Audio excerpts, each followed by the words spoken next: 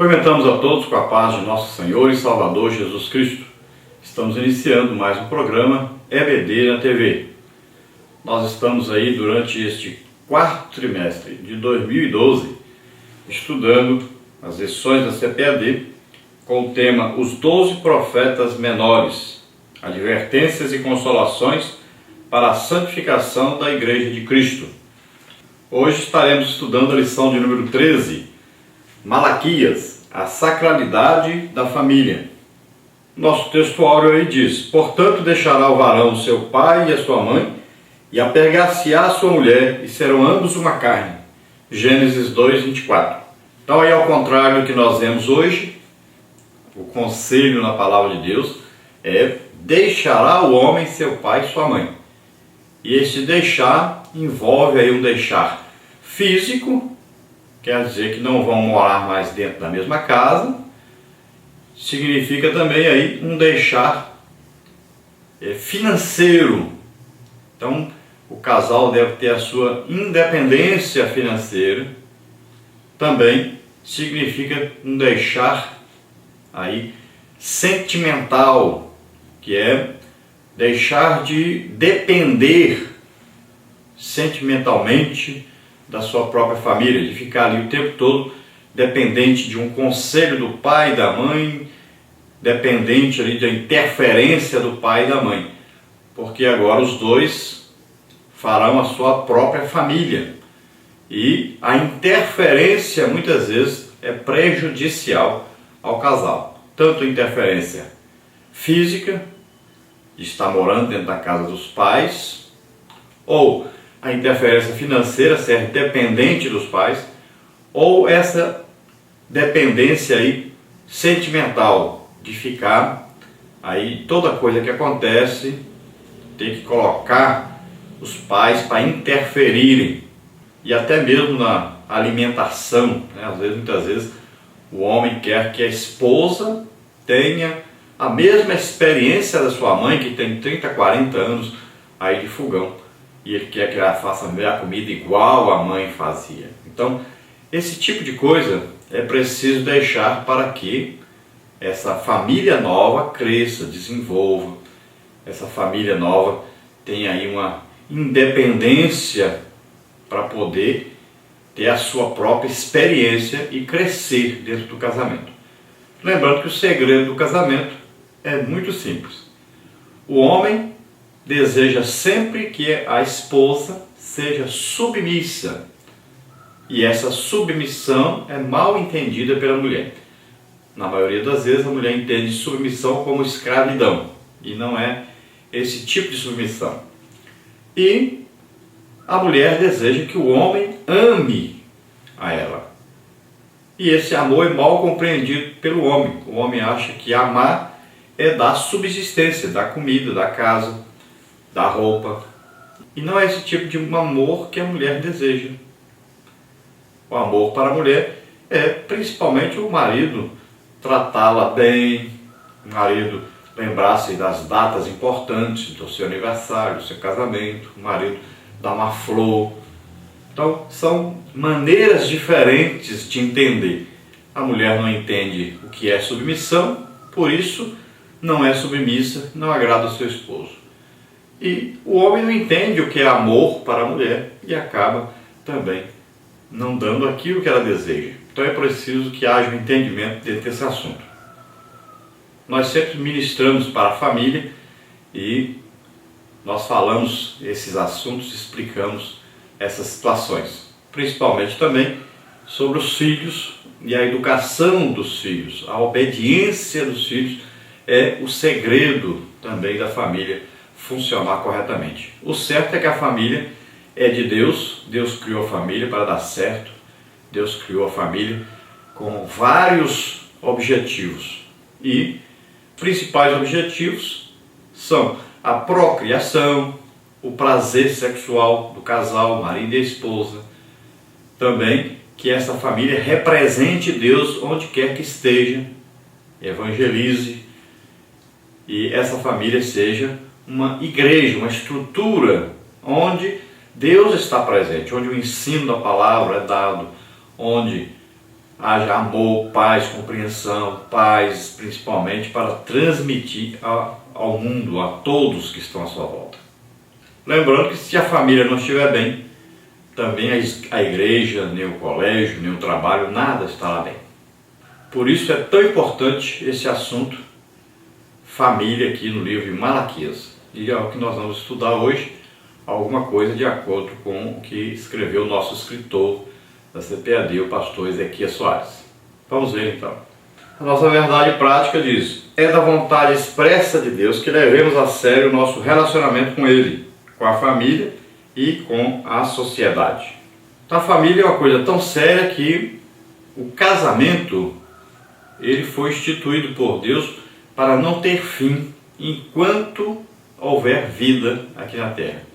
Então foi feito um homem, uma mulher, e Deus uniu esses dois, e a aliança entre esses dois no matrimônio, no casamento, é uma aliança eterna, só pode ser quebrada quando um dos dois morre.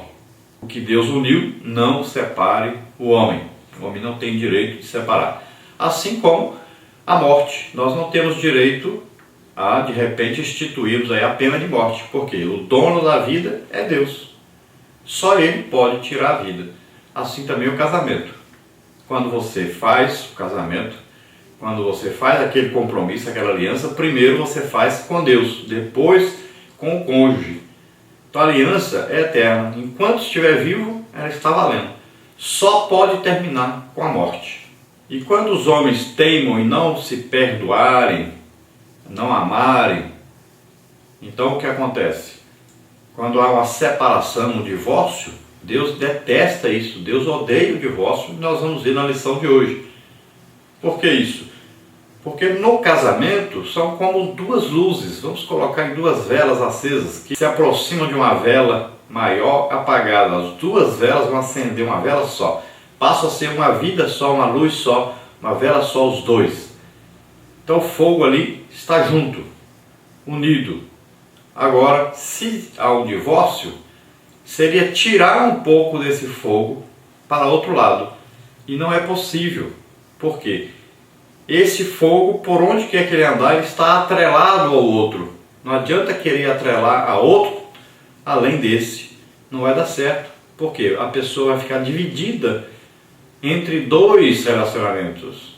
Porque não tem jeito de acabar aquele relacionamento. Porque não tem como apagar aquele fogo que foi aceso junto com a outra pessoa e, ao mesmo tempo, dividir com outra pessoa. Vai sempre haver interferência do casamento passado, dos filhos passados, do que construíram juntos no passado. Então vai ser sempre um problema. E Deus não gosta, Deus odeia isso. Deus quer que as pessoas se perdoem, se amem, façam todo o esforço. É incrível como as pessoas não se esforçam para viver juntos. Qualquer coisinha querem se separar. Os casais não tropeçam em montanhas. Não é problema grande que faz com que haja separação, mas pedrinhas, coisas simples. O espremer de um creme dental, o abrir de uma lata de sardinha, uma coisa simples, de repente explodem e se separam. Mas esse não é o desejo de Deus, esse não é a permissão de Deus, é pela teimosia, pelo endurecimento do coração do homem que acontece isso. E nós estamos vendo em nosso país aí um índice alarmante de separações e divórcios. Por incrível que pareça, o evangelho crescendo e o número de divórcios aumentando. Então, está acontecendo algo terrível, porque falta o investimento da igreja na família. Nós precisamos investir mais na família, que é a base da sociedade. Se a família não estiver bem, nada na sociedade estará bem, inclusive a igreja. Então nós devemos colocar como prioridades nas nossas vidas. Primeira coisa, sempre Deus. Segunda coisa, a nossa família. E depois, então, a igreja e depois a sociedade em geral. Então sempre colocar como prioridade. Deus está sempre em primeiro lugar. Depois colocarmos a nossa família. Não adianta nós investirmos em tudo, em bens materiais, investirmos aí socialmente, mas deixamos a nossa família para trás. Daqui a pouco nós estaremos perdidos, estaremos aí com a vida toda atrapalhada devido a não termos investido em nossa própria casa, em nossa própria família. Vamos ver a nossa leitura bíblica em classe. Malaquias, capítulo 1, versículo 1 e o capítulo 2, versículo 10 até o versículo 16. Peso da palavra do Senhor contra Israel pelo ministério de Malaquias. Não temos nós todos o mesmo Pai? Não nos criou o mesmo Deus? Por que seremos desleais uns para com os outros, profanando o concerto de nossos pais? Judá foi desleal e abominação se cometeu em Israel e em Jerusalém, porque Judá profanou a santidade do Senhor, a qual ele ama, e se casou com a filha de Deus estranho. O Senhor extirpará das tendas de Jacó o homem que fizer isso, o que vela e o que responde, e o que oferece dons ao Senhor dos exércitos. Ainda fazeis isso, cobris o altar do Senhor de lágrimas, de choros e de gemidos, de sorte que ele não olha mais para a oferta, nem a aceitará com prazer da vossa mão. E dizeis por quê? Porque o Senhor foi testemunha entre ti e a mulher da tua mocidade, com a qual tu foste desleal, sendo ela tua companheira e a mulher do teu concerto. E não fez ele somente um, sobejando-lhe espírito? E por que somente um? Ele buscava uma semente de piedosos. Portanto, guardai-vos em vosso espírito, e ninguém seja desleal para com a mulher da sua mocidade. Porque o Senhor Deus de Israel diz que aborrece o repúdio e aquele que encobre a violência com a sua veste, diz o Senhor dos exércitos. Portanto, guardai-vos em vosso espírito, não sejais desleais. Então, qual era a situação ali em Israel agora? Não era uma situação de idolatria, de adoração a imagens, mas era uma situação de mistura do povo de Deus com o povo que não pertencia a Deus, um povo que vivia sem conhecer a Deus.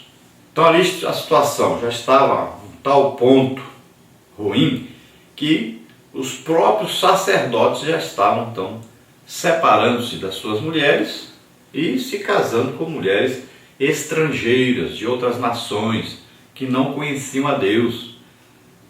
Seus filhos já nem falavam a língua hebraica, estavam falando a língua dos povos que viviam ali na região de Canaã. E sem a devida educação, acabaria a nação, porque se misturariam com vários povos.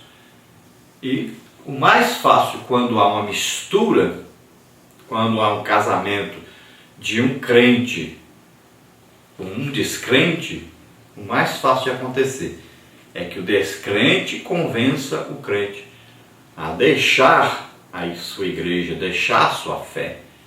É o que acontece em mais de 90% dos casos. Então é preciso tomar cuidado com isso. É uma coisa que já vai acontecendo dentro da igreja, a mesma situação que estava acontecendo aqui na época de Malaquias. E nós vamos ver que combina muito isso aí, a situação de casamentos, com a época ali de Neemias, de Esdras, né?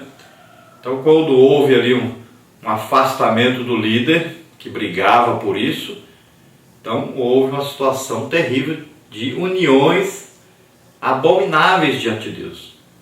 Então o povo estava se corrompendo, estavam se casando com as mulheres estrangeiras. Por que isso? Porque as mulheres do mundo são atrativas aos olhos dos filhos de Deus. Pode ver que lá no Antigo Testamento diz que também que os filhos de Deus se agradavam das filhas do mundo. Por quê? Porque andam mostrando o seu corpo, né? E o homem é atraído muito pelo seu olhar, pela sua visão. Provocantes se ofereciam e eram mulheres que gostavam de muito carinho, de muito sexo. Isso atraía os homens. E continua acontecendo hoje. Existe uma atração muito grande do homem crente para com as mulheres descrentes.